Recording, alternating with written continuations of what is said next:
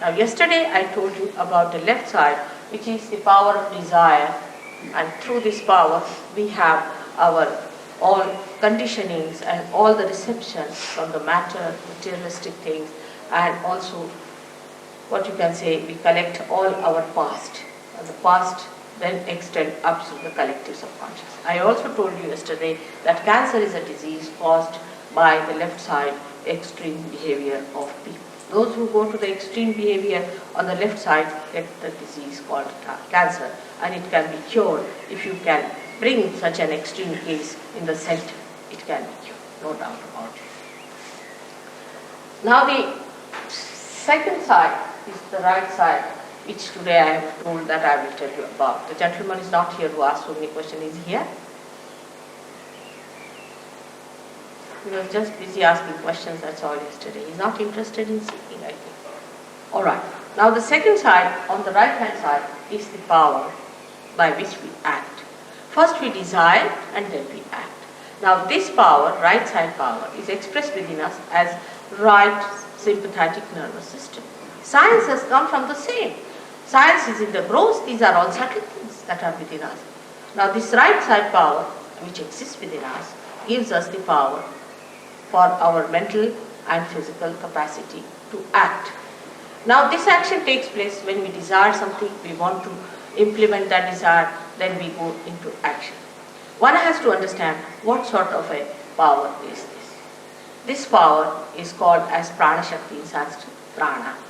And the another one, the left one, as Mana Shakti, is the power of the emotions, or can say of the mind. But you see, English language is not so clear-cut about it. So I would say Mana Shakti and Prana Shakti. These are the two powers that exist within us, and we start using them as left and right, we can say like a brake and an accelerator, and then we become the master of driving.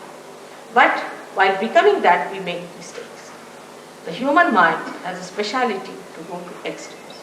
Supposing I tell somebody, now you have to meditate. They'll meditate for 5 hours. There is no need to meditate for 5 hours or anything. But if you tell them that you have to stand on your head, they'll do it for 10 hours. So there is no need to go to extremes. We have to be just in the center, be kind to our body, be kind to ourselves. There's nothing to be frantic about. There's nothing to be so much exasperated about it. It's just very simple thing that has to happen to you. For example, think of a seed which is sown in a very loud music, or say a place where everybody is rushing, shouting, screaming. What will happen? That seed will never sprout. If it is in a peaceful place, is a properly placed one, or not in a tilted pot, then it will definitely develop into a beautiful tree or a beautiful shrub, whatever it has to develop into. In the same way, if we are too much on the extremes, we go to the left and to the right.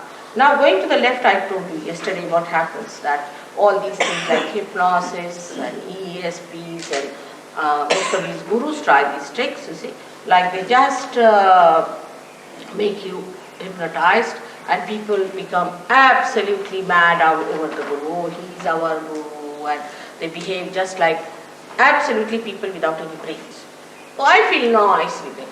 The reason is that you feel there's a sort of a sense of security built in this gentleman, and if I'm following him, see, he's going to heaven and I'm going with him to heaven. It doesn't happen like that. You have to individually go into heaven yourself, and you have to become your own guru, and you have to know everything about it. It's not that anybody can put a trailer behind and put some people into it and say, now come along, I'm going to heaven. Most of these people are really going to hell, and you will follow them very fast. So it is never so, believe me, that anybody who says that following a certain guru will go to heaven is absolutely wrong. You must follow in the principle. And every guru who is a real guru will always tell you that you have to become something. He will never just say, all right, you've given me the money, all right, you are the member, now you are my child. Now you are my disciple, and I give you my love. Let's have love. Where is the love?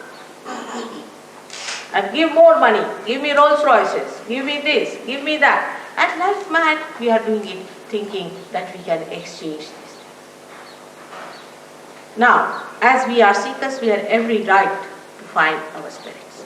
And we are not to be deluded by any such tricks and pranks of these people, or I would say very sinister methods that they are employing. Not only to deceive you for money. I don't mind there are smugglers, let them have money what they want to have, but they spoil your chances of realization which you do not realize. And once they are spoiled, it's very difficult to give a realization. And if you do not really positively work it out, it's going to be an impossible situation. I've seen people who have suffered on account of this. Now this action within us acts for our mental and physical capacities on the right hand side. Like we think of the future. Now we're planning, we start. It's planning. Now we must do this tomorrow or day after tomorrow. We have to do it and we start sitting. Now I'll go there and I'll find this and then I'll take a ticket and then I'll go there. I mean, our mind is working for the future. So much so we become absolutely futuristic. To such an extent sometimes I've met people who are futuristic, they even forget their own names. Can you believe it? I mean, they don't even remember their father's name, that's all right, but even their own names they forget. I mean, they are like mad because they don't remember their own names and they don't know where are they, what are they doing. I have met people of that kind who are really sick people because they have become so futuristic now that they do not know anything about their past. Now, this futuristic behavior starts in a society where people always think of the future. What will I do? What am I to do tomorrow? What am I to achieve tomorrow? And all these things when they start doing, their attention goes to the right extreme. Now in this place, we are very dangerously placed. Very dangerously placed when we start looking for the future. And the future seeing is a imaginary stuff. It's absolutely imaginary. Because what you think of the future doesn't exist. What exists is the present. You have to be in the present, not in the future. But people will say you have to be in the present. But how? We cannot. Either we are in the past or in the future. Because when the thought wave rises, it comes up and goes down. Another thought wave rises, goes up and comes down. Now, this thought wave which comes up, we go with it, but we don't see it's going down. Another thought wave that rises, we see that, but we don't see where it goes out. And so we are jumping on the cusp of these thoughts and we do not know. Perhaps we are in the past or perhaps in the future. But in the center of these two thoughts, there is the present. And we don't know how to take our attention there, which is a very difficult thing. And just to say that you should be in the center is not possible. All these things, you should do this, you should do that, is not going to work out. Unless and until there is light. For example, there is no light in this room. And you say, walk straight. You cannot walk because you can't see where is the passage, how to walk. Even if you order, do whatever you please, you cannot just walk straight without touching any of these chairs because there is no light, you can't see. So one has to understand that in the futuristic life when we live, when we plan too much for the future, actually what we are doing, we are living in an imaginary world. We have many stories of people who lived in imaginary worlds and how they found that everything was destroyed. And there are people who work it out through their physical efforts, and when they go into their physical efforts, they create another problem for them because they just become physically oriented people. And if you are just physically oriented, the spirit gets angry.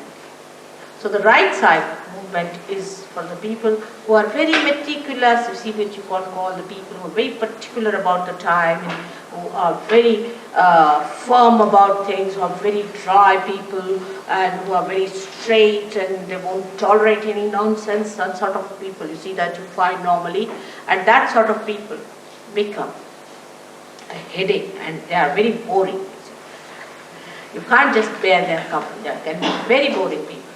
And they give you big lectures about how to be straightforward and how to walk straight, absolutely.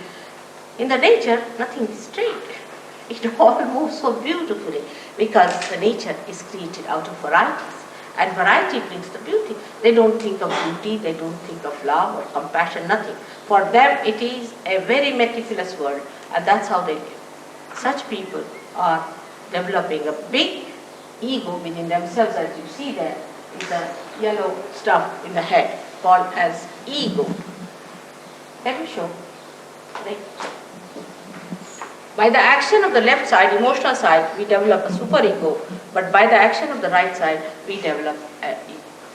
Now this ego is not easy to be seen, because if you have a superego, you have pains in the body, you are a miserable person, you have wrinkles on the face, and you look absolutely worn out. But if you have ego, then you look so dynamic. We can say that Hitler was the extreme of this ego business. And he got into his head that he is some sort of a God incarnation, and that he has to save the people, and he was the one who knows about races and everything, and he is supposed to save some race. This kind of idea comes from these people who are right-sided. They are very aggressive. They may be very good to talk to, they may be very humble to look at, could be very good businessmen, could be anything. But they do not know that they have this Mr. Ego coming up on their heads just like a big balloon, and they are floating in the air. The end of ego is stupidity. You'll be surprised. The end of ego is stupidity. Such people indulge into all kinds of stupid things, and they say, what's wrong? For example, I've known old people behaving in so stupid ways, and they say, what's wrong? You know, an old man, say, of 90 years, who can't even walk without a stake, stakes to these dances you do, and then he falls down, you see, and he thinks, what's wrong? Like a lady I knew, she was about 85, she died from a horse falling down. Naturally, what else do you expect at 85? That's what is evident. For a lady of 85, she should settle down at home, look after her grandchildren. Maybe she might be having great-grandchildren, you see. Instead of that, why does she want to be 25-year-old lady to climb on a horse? So all such stupid things they do, and then they will say, what's wrong? There's nothing wrong in stupidity, what's wrong? But such people are a nuisance to the society, to others. The people who are superego are troublesome to themselves, but those are egoistical are troublesome to others. They are all the time correcting others, torturing others, putting their ideas onto other people, and such people can be very, very successful, because nothing succeeds like success. They go on hammering things into the heads of people, saying, now this is true, and when you go on saying it, you should suddenly believe, yes, must be so. And such people are much more dangerous, I would say, from the superego type. But for people who do not know the tricks of the superego, they can be very, very, very dangerous, because they are very subtle. You cannot see them. They mesmerize, and they can possess you, and they can be very sly, and they can work out all sorts of methods which you are not aware of. So it is not easy to choose which is better, which is not better. Both things are wrong to go to extremes on the right or to the left. Now let's see what happens physically. As I told about the cancer on the left hand side that we do, physically what happens to people who are futuristic? We have a center especially for futuristic behavior called as Swadhisthana chakra, which is in the gross manifesting the plexus called the aortic plexus within us. Now this Swadhisthana chakra is very important for human beings, especially for people who are developed people. With this chakra, actually, we convert the fat of the stomach for the use of the brain.